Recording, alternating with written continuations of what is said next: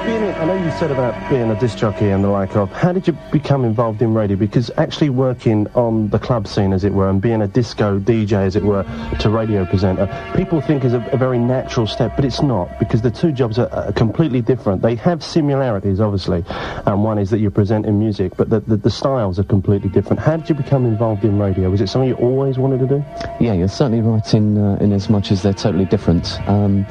I think the only common denominator there is the fact that you're actually playing records or more CDs nowadays. Initially, I think my first step to radio was via hospital radio.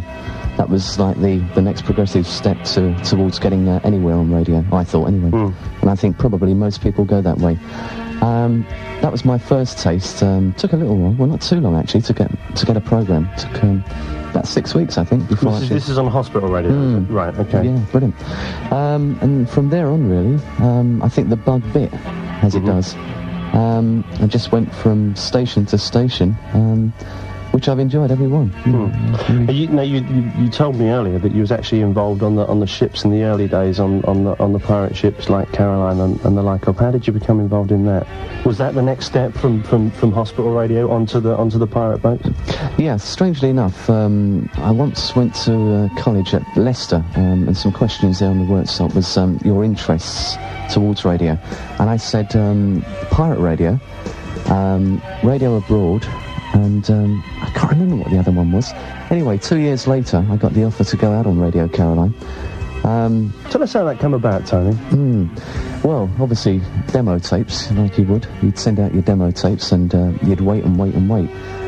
Then got to know different people working for that station. And eventually, one day, I got a letter to say that they would be in touch very, very soon. Very, very secret operation, this.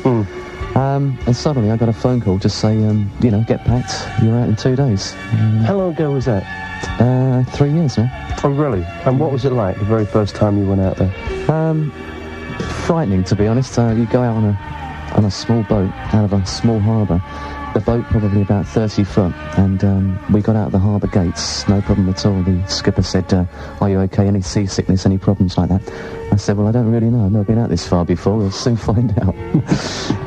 Out we went, and I reckon we got out 50 yards out the harbour gates, and it was just like being on a roller coaster. You know, the waves, it was unbelievable. I'm thinking, I don't know about this seasickness, but I'm going to find out in a minute. But I'm thinking, well, if it's like this on a small boat in the North Sea, I wonder what it's going to be like right 23 miles out in the middle of England and France. But it took about 3 hours to get out there, and as we got closer and closer, you came in sight of the 300-foot mast of this great big ship out in the middle of the sea, and it was all very, very exciting. Actually got aboard via a rope ladder, very, very primitive. And once aboard, it was quite stable. Very, very surprised. And was it how you imagined it to be? Because you knew you was going out there. You must have had a vision of what it was like. Yeah. And did it live up to that when you got there or not? Yes, it did. People were saying that it was a very untidy ship, and food was funny, because obviously supplies, awkward to get supplies out. Remember when you were young, you shone like the sun.